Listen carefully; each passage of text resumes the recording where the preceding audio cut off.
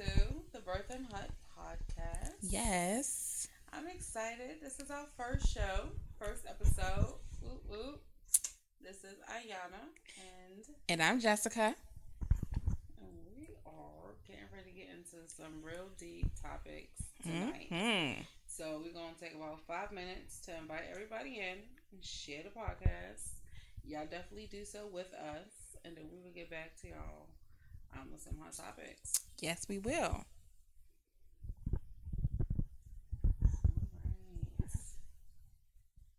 I was looking forward to tonight for a very long time. Yes.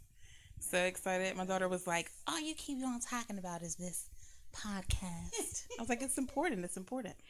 It's like, you have to talk about it. What's wrong with you? Yes. Oh my God. Yeah, share. Woo woo. Everybody come in and y'all make sure y'all share it too.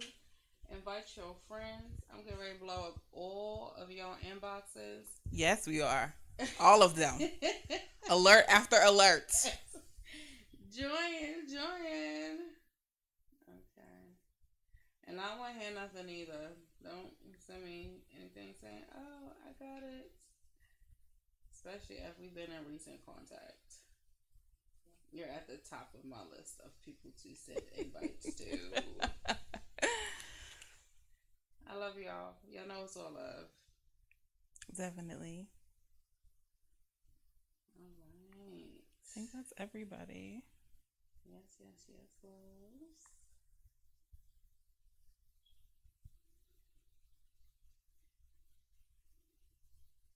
Okay, so while we are doing that, I'm going to give y'all some attention as well.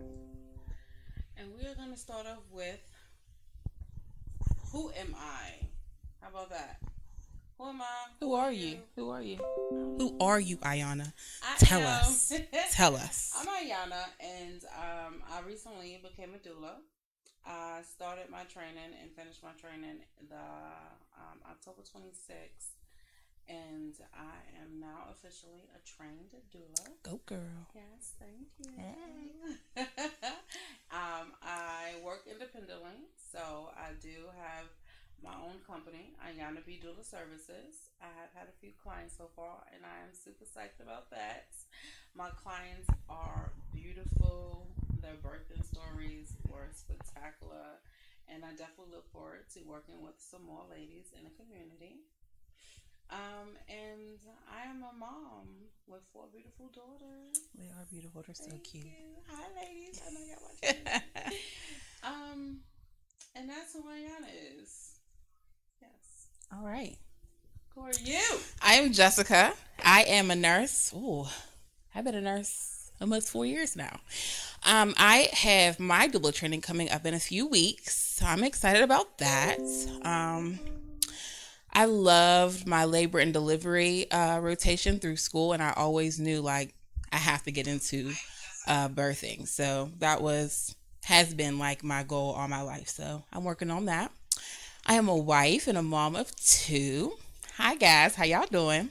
And yeah, Iona invited me here today to talk about birth and being a doula. So I came on out. Hey, Muffy. How you doing? Hi, Stuart. How you doing? You can't hear me? Am I loud enough now? I hope so. I think her mic was off, Thank y'all. you. Hi, Deidre. Hey, cousin. Yes. All right. So everybody, please do make sure y'all do share because we getting ready to get into it. Yes, we are. We are getting ready to get into it. So now, what is a doula? A lot of people ask me that question. There seems to be a lot of misconceptions. Yes, there are. As to what a doula is, what services we provide. And I'm going to give you my beliefs as to what a doula is. Okay. And then Ms. Jessica will provide you with her Alrighty. perspective of what a doula is. Now, for me, being a doula is being there solely for mommy. And I say that to say that when a woman is pregnant, she is very emotional. She has needs that she can't all the time articulate, and she has people around her going extremely crazy. And for me, I feel like that is a time for a woman to just let it all out. Because when you try to hold your emotions back, when you try to base your emotions on how it's going to affect people around you, you as an individual aren't doing yourself any service. Right. So if you have somebody who's there to articulate what it is that you're going through Mm-hmm. to the ones around you, so that they can support you that the best they can and provide to you the services that you need, that is great. And that's who I am. Sort of like a third person, your middleman. Also, you have the medical staff in which you are going to, which is great because they provide the services that you need. Right. But the benefit of me not being a part of the medical staff is I never leave your side. You may have your OB, you have your midwife, and they come in, they check your vitals. You have your nurses, they do that as well. They give you examinations, but then they're off to see the next mommy. I'm with you through it all. Once you hire me as your doula, and then even postpartum, I'm there with you. So I'm like a friend. And a lot of people feel as though if you have a partner or if you have a mother in a room with you or somebody else there, you necessarily don't need a doula. But as a doula, I can doula your husband. Right. A lot Absolutely. of men do not know how to act. They do when not. they get in that labor delivery room. Trust me, I have held the hands of many a dad when we're about to catch a baby and they're like, what is happening? Right? They're not ready. They're not ready. And you laying there Yes. screaming and Yes. cussing him out, and he's like, oh my God, I don't know what to do. So the doula instead of like, all right, daddy, Mm-hmm. what we need you to do is touch the lower back. Right. What we need you to do is pick up the leg. What we need you to do is just go get her some ice chips. Yes. You know what I'm saying? Get him out the room. We need you to take a walk. Yeah. Exactly. Exactly. So we're a support team for mommy. We're there to help you get through everything that you need to get through. And Yes. we're also there to be an advocate for you. A lot of our moms are not able to provide the doctor with information that they need because they don't know what to say. Mm-hmm. There are a lot of times they feel like once they see a white coat, they lose their confidence. And it's like, I know what I need as a woman. I know what I need as a mother. I know what I want to do. But then I get intimidated when you come inside and me and you may not be on the same page. So how do we get there? I get you there. Mm-hmm. With a simple, you remember when we spoke about this when we was creating your birthing plan, mommy? You said you had wanted delayed clamping. Yes. And then you be like, yes, I remember that. So I'm there to help you let the white coat know this is what I want on that day and feel safe about the decision that you made prior to the doctor's appointment or prior to birth and delivery. Okay, now you go. I know I went on for a long time. That's okay. For me, a doula is definitely, along the lines of what Iona said, but to really be an advocate. I feel like moms and dads are really undereducated and what their options are. And I'm here to sit with you and talk to you about what your options are, and then to be able to say when you're in the moment with a provider to say, okay, this is the time that you need to speak about what we spoke about. This is the time to let them know. Just to kind of, to be a doula, it's almost like to be a shapeshifter, right? Because, I like that. Yes, like to be a shapeshifter because every doula does not work the same with every client. Like, I might want Iona to only come with me to my appointments and to be like my support person because maybe my husband has to work, right? And I don't necessarily need her there for the birth. And or her being in the room for me is enough and I don't, need anything extra. But going through my actual labor, I might only want to deal with Iona. I might only want her to, ride the wave of the contraction with me, to be there, to hold my hand, to be that support person.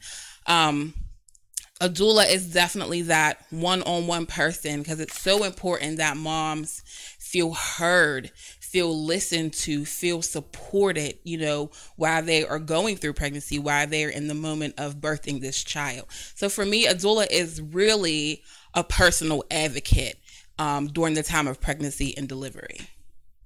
Yes. And there are many different forms of doulas. Yes. So you do have a birthing doula. Yep.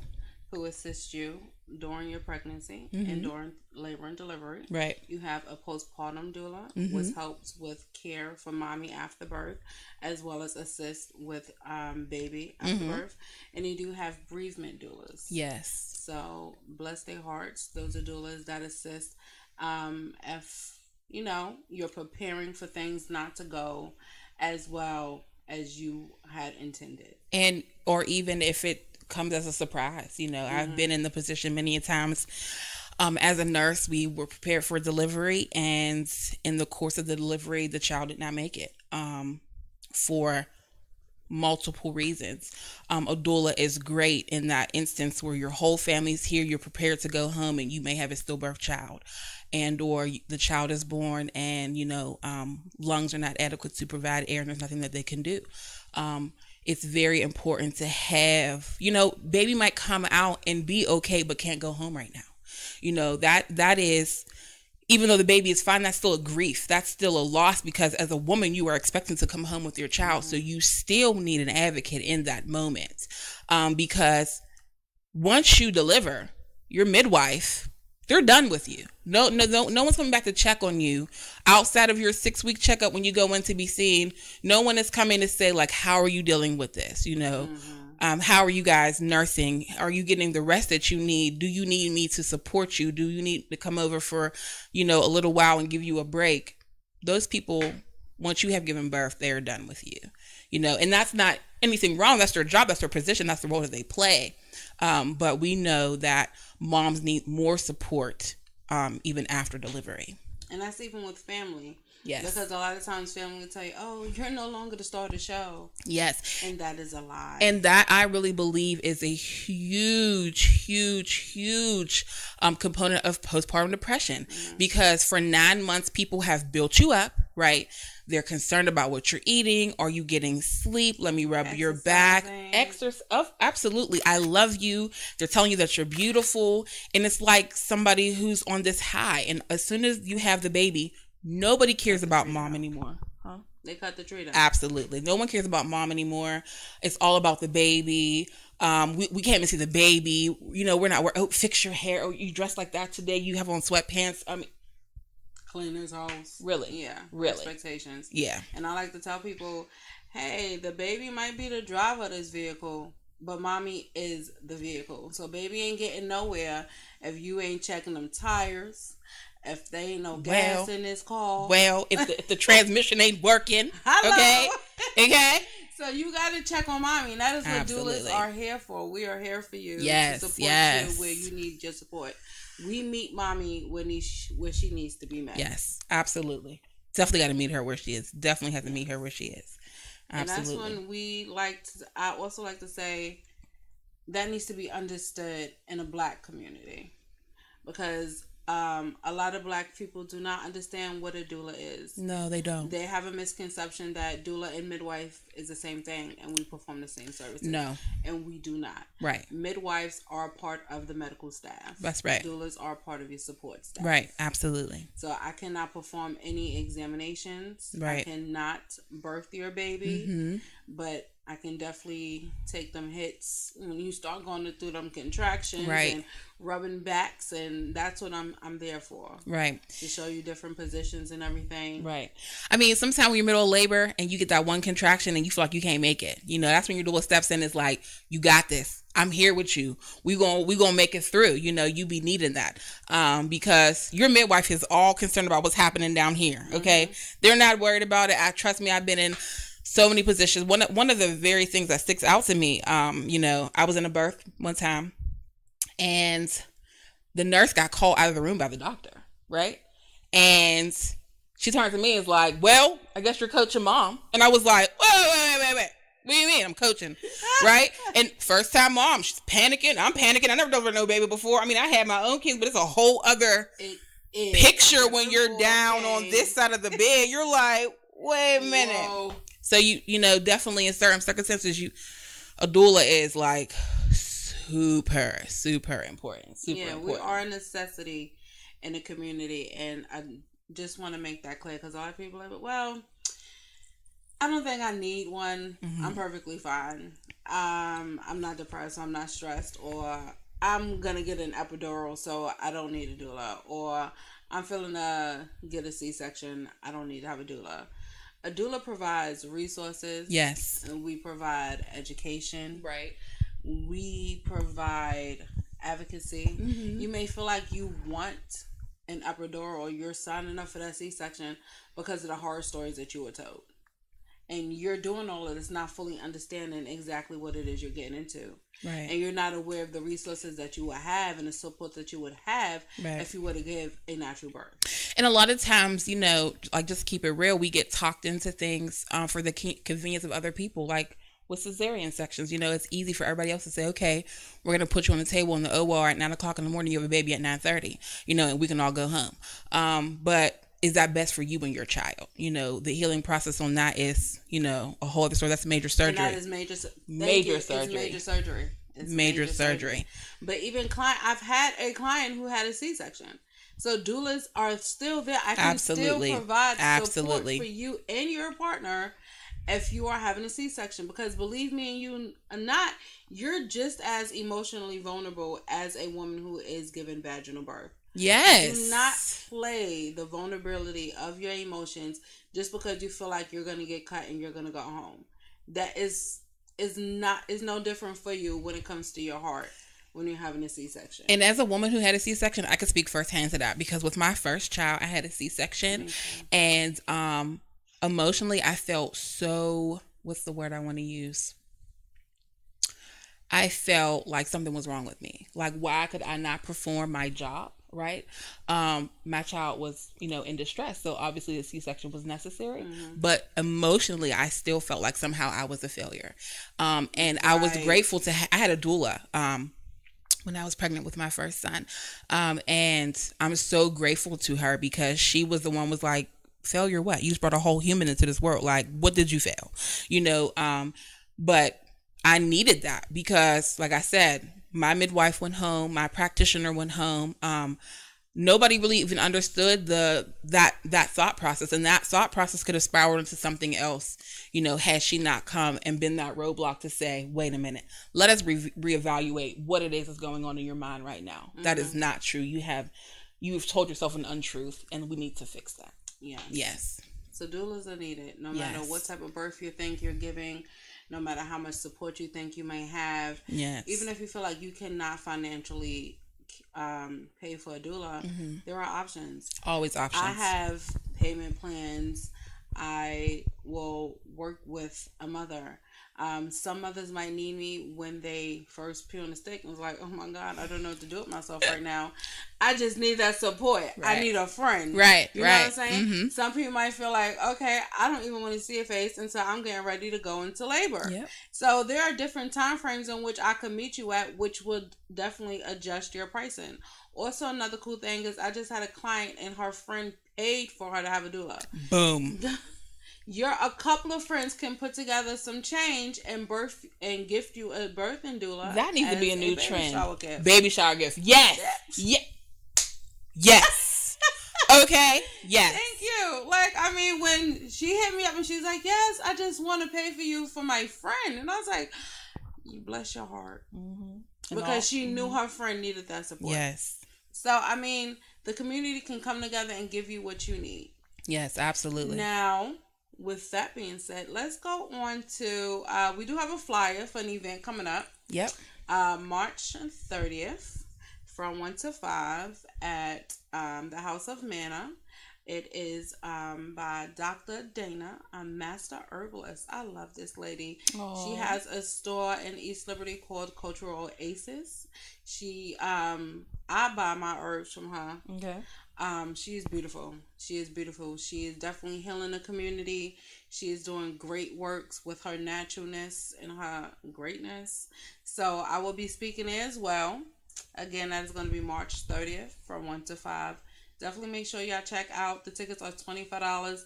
It is information you do not want to miss because this is about Yes. womb care. Yes. As So women, we important. need to understand what's going on with us. Yes, we And do. we need to be proactive about it. We don't want Mm-hmm. to wait until after we had a child and we figured out something's wrong. You know what I'm Yes. saying? So we need to figure out how to heal trauma from our wounds. We need to figure out what we need to do to make sure it stays right on a regular basis. So Yes. check us out. Absolutely. Even after birth. I mean, after birth, that's like an emotional trauma that you still need to heal from your womb. I mean, even though it's a beautiful thing, but it puts stress, definitely puts stress on your womb. You definitely need that. Yep, That's a great yep. event. Definitely. Check this Definitely. out. And now let's get ready to talk about the father of gynecology, This dude. James Marion Sims. She Where it did. all She begin, did. well, it didn't all begin there, but No. he was coined the father of gynecology.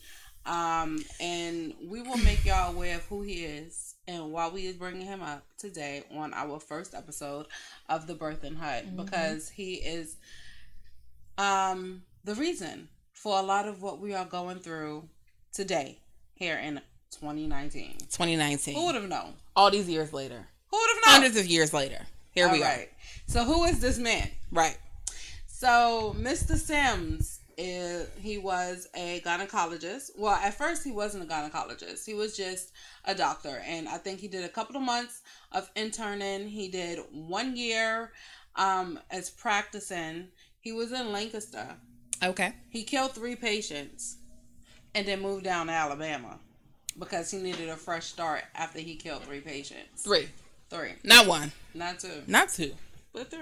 Not 2.5. So, shut up. 3. So he goes Count. down to Alabama, and he decided he wanted to set up a clinic where they did slave auctions. Because, as you know, if you are a woman, you are to breed. So if Right. your womb and stuff is not sound, as they said, you really wasn't very beneficial. So they needed to make sure that they slaves were able to reproduce. So his first client was a 17-year-old. Her name was Lucy. And he performed experiments on these slaves. Yes. Without any anesthesia. Never. And they were for hours on end. Because he believed they didn't feel any pain. He believed that. He based his experiments and his research on the fact that black people did not feel pain. Right. So we have him cutting up children for hours. No anesthetic. Nothing. Wasn't even sanitary. Okay. With other people being chained up, waiting their turn for hours on end, coming in and out of consciousness. This is what he did. And he has an autobiography called My Life. And in his book, he does describe the 3 young ladies, because they were teenagers, that he experimented on. And he described them screaming in agony. He described them becoming unconscious due to the pain. And yet he still felt as though black people didn't feel pain. If you can articulate that somebody's in agony, how can you still believe that they don't feel pain? They don't feel pain. Right. Okay. But the second young lady that he took care of, he definitely went in depth on his experimentations with her, because I believe he performed 30 surgeries on her after she gave birth to 1 child for a 7-year period, to the point where he perfected whatever it is that he was seeking to perfect. So she underwent pain from him for 7 years. She endured pain from him from 7 years for him to perfect his procedures. And I mean, if the medical field is still coining him as the father of gynecology, there's something wrong there. Right. I mean, because like, as we all know, when you know better, you do better. And so yet this man still gets mad respect, knowing that he subjugated these women to torture basically for years and years and years and years, and many people have died and everything like that from what he did to them. He made people maim and all kind of things that they never recovered from in the search of discovery.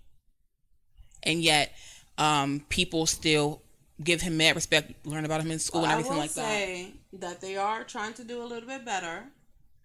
I think it was last year, 2018, New York did remove his monument. That's right, they did. Go Black Sisters, because y'all was not with it. So, yes, y'all did petition for his monument to get taken down out of Central Park, and it was taken down. I think they now have his monument in Brooklyn Cemetery or something like that, but they moved him out of Central Park.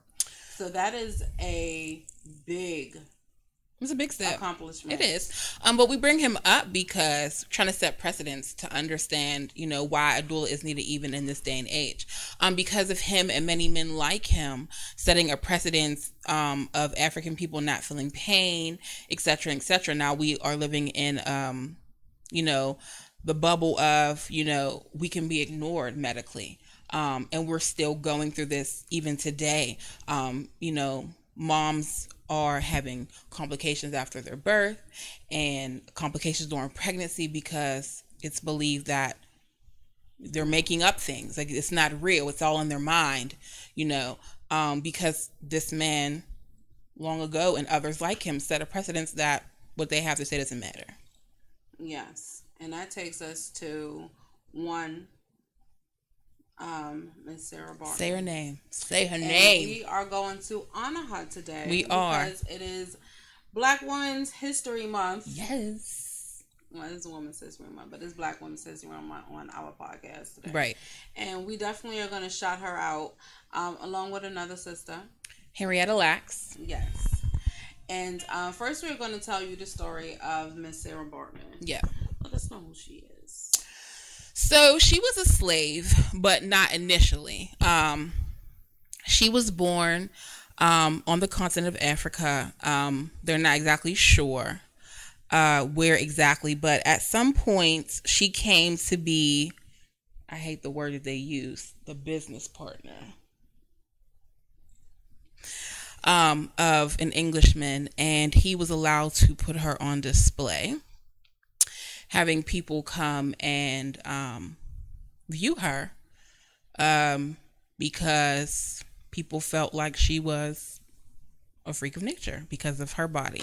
First, they didn't just have her on display. She was a part of a traveling circus. Yes. Well, so he took her around. Wait, before she got to a traveling circus, though. Shoot.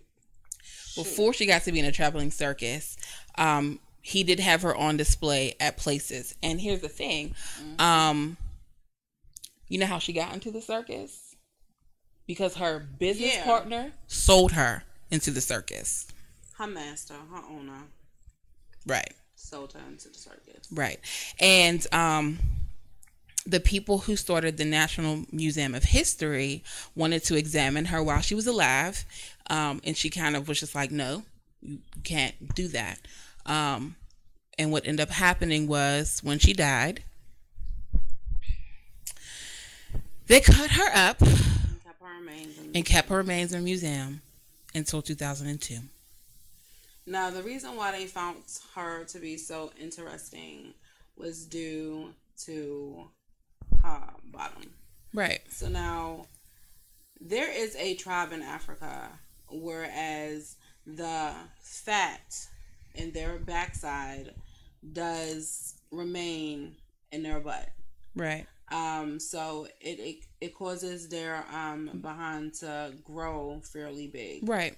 And still have a small waist. Right. So white men seen that and got infatuated by her body. Mm-hmm. So they were putting her body on display because it was something that they were interested in, enticed in, intrigued in, and because they didn't know anything like that, they wanted her at their disposal so that they can see, ooh, I didn't know such things existed. Mm-hmm.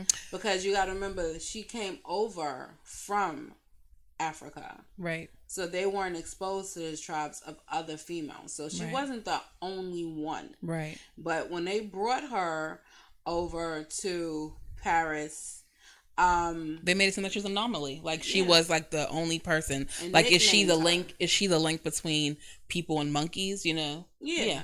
And they just had a bull over her body. Mm-hmm. And that sort of resonates with how they view and subjugate and over sexualize the black woman's body till this day. Yep. Absolutely. Absolutely.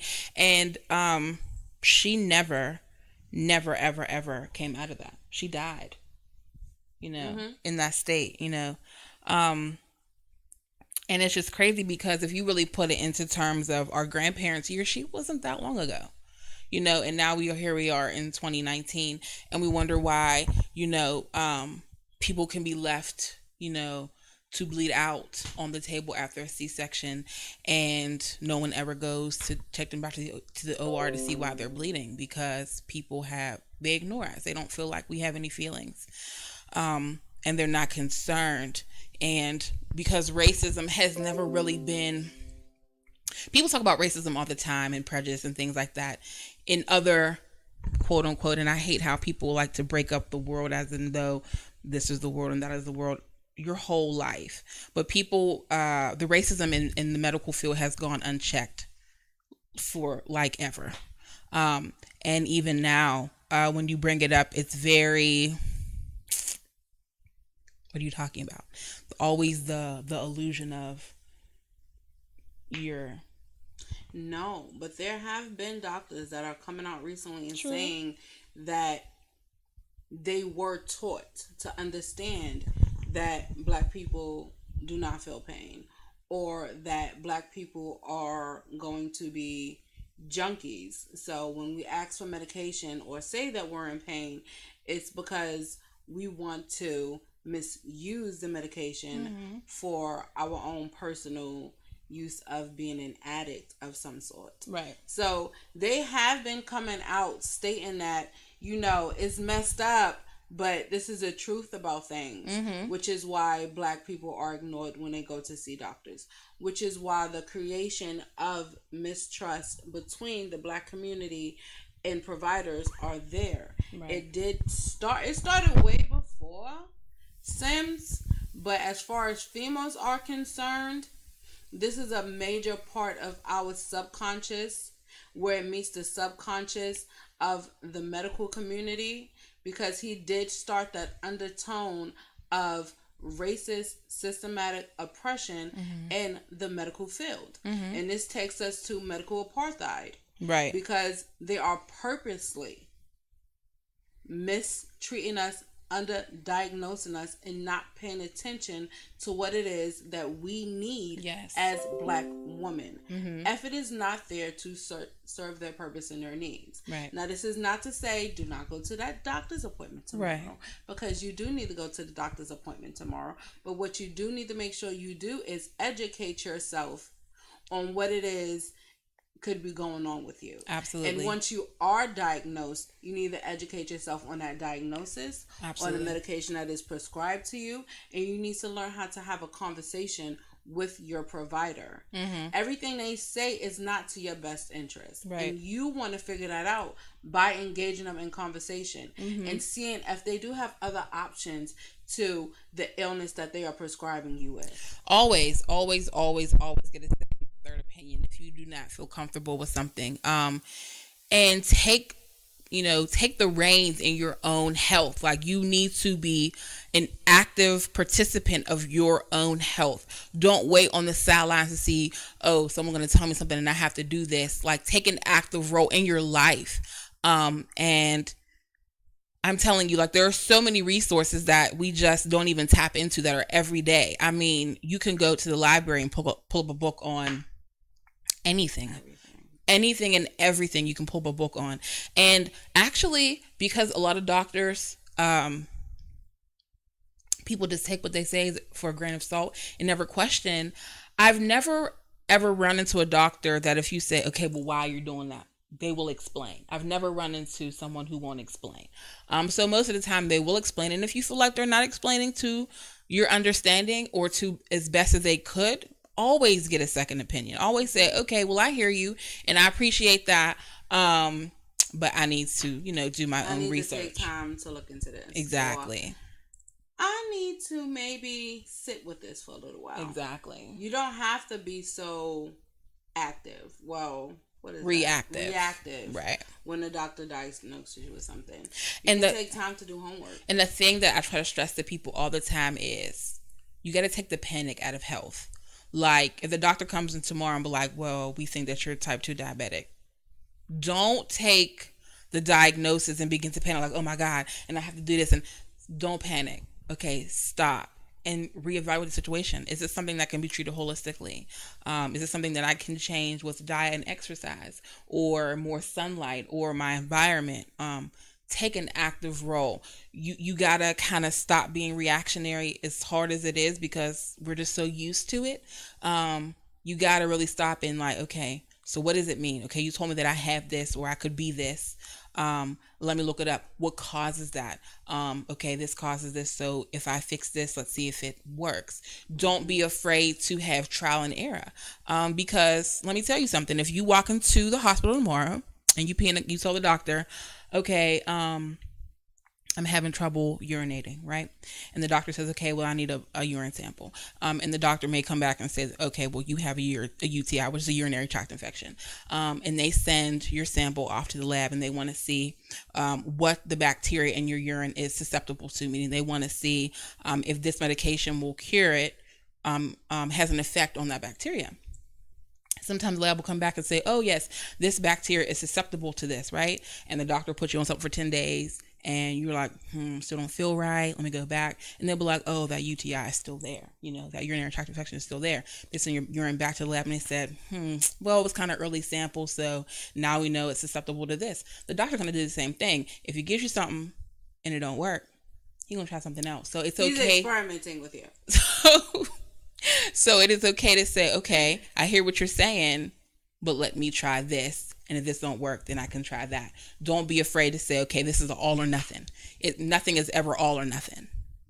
And that takes us into the second sister that we are praising today. Yes. For Women's Black History Month. Yes, one of my Henrietta Lacks, one of my most favorite people. Her and her how did they coin herself? Healer cells. Yes. Mm-hmm. For H-E Henrietta L-I Lacks. Henrietta Lacks cells that are immortal. Her cells regenerate. Right. At a rapid rate. Right. And everybody has made money off of her cells. Everybody. Her cells have even at this point had children, for lack of a better word. Because her cells are in the influenza shot. Her cells are a part of the everything. DAP shot. Her cells are a part of AIDS cure experimentation. Her cells are a part of experimentation when it comes to what is that? Interventional treatment, IVR, IVF. Oh, for yeah. Mm-hmm. Her cells are in the medical team for years on out. At this point, if they ever tried to even pay her family, if they ever even tried to, thank you, John Hopkins, for that. If they ever even tried at this point to compensate those people, they could never do it because it's just into too many things. But at that time period, I mean, like I was telling Ayana earlier, she wasn't the only woman that they took cells from. I mean, they had basically spread the word to hospitals like, if a black woman come in there and she have these markers, take them cells, with or without consent. It doesn't even matter. So I don't even think there was an option. I don't even think there is a with consent. No, well, a lot of things weren't done with consent back then. Just take her cells. A lot of things weren't done with consent. Now we have a story. But yeah, they just took them and they used them for everything. Everything. Now, Henrietta, originally she went to the physician because she was experiencing vaginal bleeding. And she went to Johns Hopkins University medical center to be treated, and they discovered that she had cervical cancer. And in doing so, her physician transferred her cells to a researcher that was currently looking for a cure to cancer, and gave the swab from her tumor that she had, and his name was something Gray. Um, and he found out that her cells were reproducing rapidly. They were not dying. No matter what he did to her cells, they continued to flourish. Mm-hmm. And that's when they continued to. And I don't even think, honestly, from that part, I think they stopped trying to cure her for the cervical cancer that they diagnosed her with. He did. And was just like, we would benefit more from her dead body. Her body. Yep. So they didn't get her consent for them to test her cells for numerous studies, nor did they inform her family of such. Right. So we get the understanding of no consent. Mm-hmm. But then let's also talk about the invasion of privacy between provider and client. She had no privacy. No. Her name was disclosed once they transferred her cells. Her information, they didn't transfer cell 1567. They transferred Henrietta Lacks. And that's how we are able to associate her name with her cells, because her identification, they never seemed to hide that. And that information should not be disclosed. There is PHI. Mm-hmm. But back then, that wasn't a main concern. No. So especially not for people privacy, of African descent. Non-consent, and then let's talk about compensation. Because her family ain't get no dollars. No. And she's a part of all of these vaccinations and cures and current treatments that are in place now. I mean, there have been lots of things. I mean, we are, the topic, what we're talking about tonight is, Black Women's History Month. But just to go, off on the same tangent for a moment, my father was born and raised in Warren, Alabama, right? So the Tuskegee experiment was down there. They figured out how syphilis is passed, how it germinates, the effects of it on the body by, infecting all those men, 300 men that they allowed to go and treat it for years at a time, who spread that to their wives and their children, and et cetera, et cetera, et cetera. So there have been so many times in history that it's just not even, it's too numerous to count, where they have just allowed Black people to be basically the rat in the experiment. Look at you. I need you to get away from me. I need you to get away from me. But truth, though, it's the truth. It is the truth, and it's sad. I think every African person of African descent, African American people, all needs to read a book called Medical Apartheid. You ever read it? You've got to be aware. Like, you have to be medically aware, medically conscious. You got to be conscious of your body, what you're putting in it, and what is coming out of it. Mm-hmm. Absolutely. And that takes us to today, where we have Black women dying while giving birth. Man. Like, it's crazy. We are dying at 4 times the rate of white women on a birthing table. And it's not due to us being poor. It's not due to us being uneducated. It's not due to the fact that we don't have the same resources. Right. It's not due to the fact that we might be a single mother, unwedded. It has nothing to do with any of those things. It has nothing to do with those demographics. It has everything to do with people do not value us, and they do not listen. Profiling. There you go. That's all it has to do with. Profiling, just racism. Systematic racism within the medical field. Like, that's it. It's just all systematic racism. Yes, there you go. Mm-hmm. The all boys club of white men all down here. I mean, because we put it into perspective, I mean, the first doctors were just the sons of, colonial masters who had nothing else to do, and that continued. I mean, if you look up the history of, being a doctor, I mean, you'll get all that, we don't have to go into that tonight, but yeah. You just have all these people who just perpetuated a cycle over and over again, because you have to understand and I can just put it into you just from being a nurse. Um, how can I say it? You can only take but in so much every day, right? Even when you're trying to be a conscientious provider, a conscientious nurse, whatever you be, you can only take in so much every day, you know? So if you have 25 patients, 30 patients, 60 people you see in a day, how many of them do you actually remember, right? And do you really have the time, the energy to service all those people?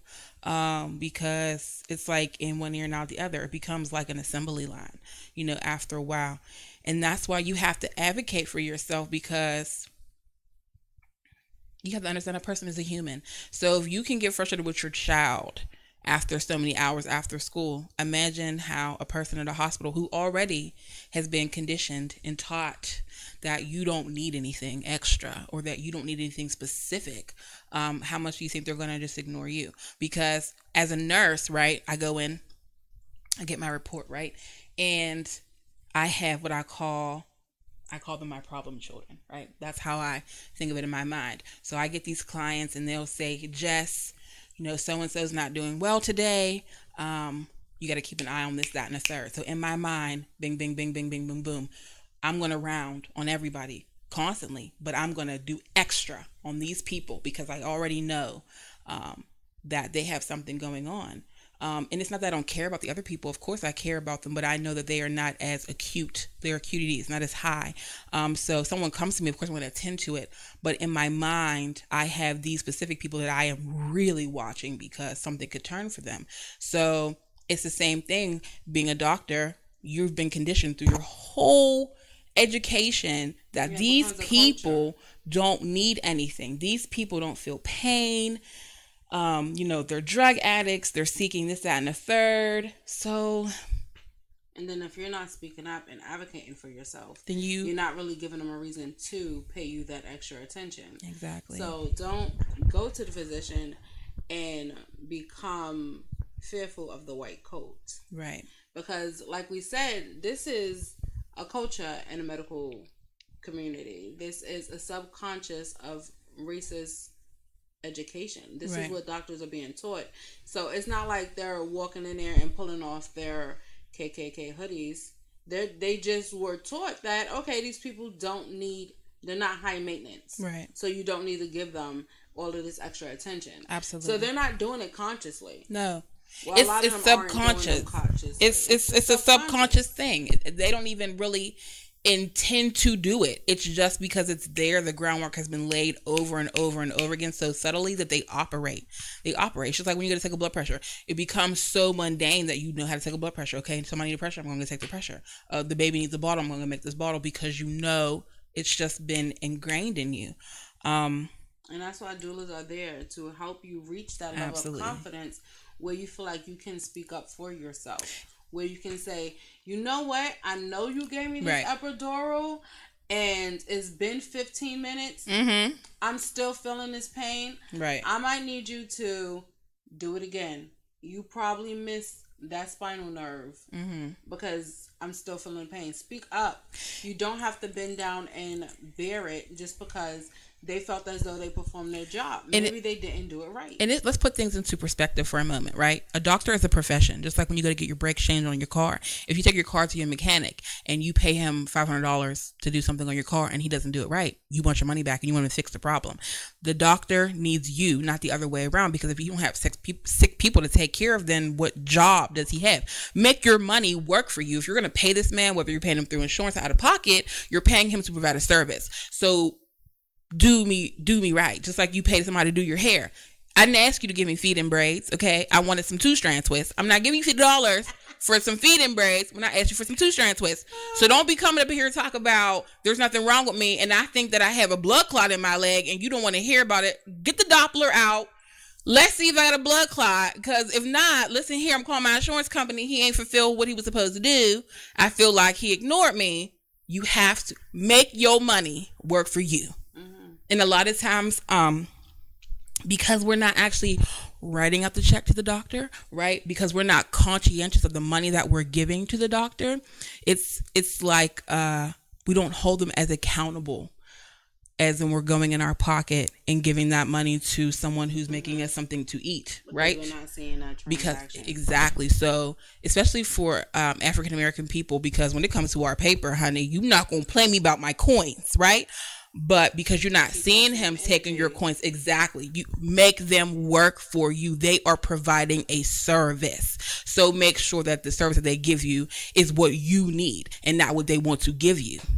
And that's why we gotta give thanks to Serena.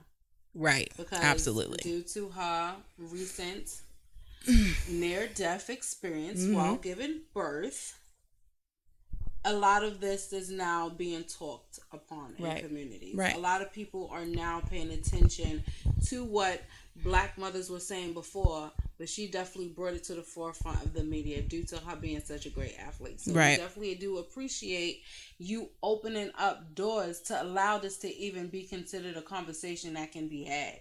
They said talking to Mike, they can't hear you. Okay. Can y'all hear Yana now? Can y'all hear? But I was saying thank you to Serena for allowing this to be a conversation that can be had. Thank you for opening up doors in the medical community for them to be able to talk about the unsound racism that is playing parts. And also to Judge Hatchett, her daughter-in-law currently bled out due to hemorrhaging after she gave birth because she was ignored for some odd hours and they just let her bleed out. They did. And now this is becoming what the community is aware. We can no longer ignore these stories that were being presented to us before, because now we have people who are making money shouting at the top of their lungs, this is ridiculous. And that's why, and that's why doula is so important, because not just mom is a doula, dad needs a doula too. I mean, because if you've been in that room with mom and she's been laboring for 18 hours, she's tired, you're tired, y'all might have other children, and now something comes up and you're not sure, you can't really think straight because you're tired on your feet, you're trying to beat her for her, but you can't really beat her for her because you can't beat her for yourself because you're tired. And now a decision needs to be made, right? And the doula can say, okay, I need you to step back. I need you to think about what they just said. Talk to your wife, have that moment of clarity. Doulas are so important because you need to be able to have that sounding board. You need to be able to have that person to say, it's okay that you don't make this decision in the next 5 minutes. Give them a half an hour. Give them 45 minutes. Let's have an hour. We need to make some phone calls. We need to decide something. I often wonder, if some of the women who have passed would have had a doula, would the outcome have still been the same? Being that they had nobody there to be an advocate for them. Yep. It's just, it's a heavy topic. It's very heavy. It is a heavy topic and it's sad, but we have to be aware of it. Because it's not a hopeless situation. It's not. Not even. Come to say, this is a necessity. Doulas are a necessity in the community, and doulas work great with midwives. Doulas work great with your OB. Like a doula plus a medical provider team. Go ahead. I'm not coming in trying to fight your physician. I'm not coming in fighting your midwife. We're going to come in, we're going to work together and see how we as a team can assist you in the ways that you need to be assisted. So I'm not only here to make your voice heard, I'm also there so I can let them know, I can help her understand exactly what it is that you're saying. Right. Absolutely. As a provider. You know what I'm saying? So we're working together. We're working in your favor. I'm not here to say, don't you ever go back to that doctor again. No. I got you over here. No, that's not what it is. I'm letting you know that this doctor right here, he got 15 minutes to pay attention to you, talk to you, and go off to somebody else. And when he come back, he might not even remember your name if you don't look at the chart. Well. So you just need to make sure you get what you need to get out real quick and simple to this. Providers are like, even if they're not men, providers are like men.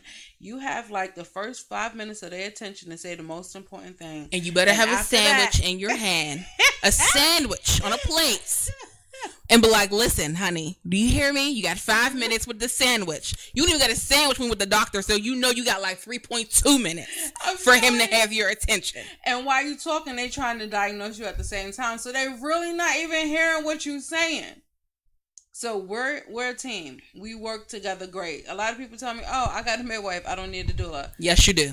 You still need to do it. Yes, you do. Because like Yes, I you said do. earlier, your midwife still leaves you at some point in time when you are going through labor. I was just at a 16-hour labor. Let me And tell I you. did not take a nap, honey. Okay? Doulas don't take shift changes. This one calls Okay? me. This one calls me like, oh, my mommy's going into labor. I was like, okay, well, call me when it's over. She called me the next morning. Yes. On my way. Because she was on call. On her way to work. Like, I ain't go home. I ain't go to bed. I ain't even wash my butt. TMI. All right, why you gonna put my minute on there? I mean, but it's the truth. She wasn't funky. I'm not saying she was funky, right? But she was there all night with her client, and then she went to work in the morning. Yes. I mean, but it's her dedication. I mean, it just shows dedication. You know, She I went, got 4 babies to take care of. helped that lady through her labor. Baby came, right? She went to work, still did her thing, went home to her baby. That's yes. Right. Doulas we don't do shift changes. Nope. We don't. Unless, some doulas do. Yes. Team. Sometimes you have to. Sometimes you have to. You don't. Sometimes you got to. We don't leave your side. We do not leave your side. We create a connection with you as a person, not just a name on the chart. So just keep that in mind. And we will continue to come on live. We will. Every third Thursday. Every third Thursday. Make sure you tune in because trust me, it is going to be something great. Yes. Now, I want to, real quick, go over our next show we are having in April. Whoop. We will have Miss Chanel. She is a great sister. I've worked with her and vended at some events that she hosted. She is just doing great works in the Black community, getting us together, educating us, and making us aware of who we are as Black people. Mm-hmm. She is definitely catering to the woman community with her event. She have once a month, the last Sunday of every month. It is called Woman to Woman, and it is a safe space for you to be a woman.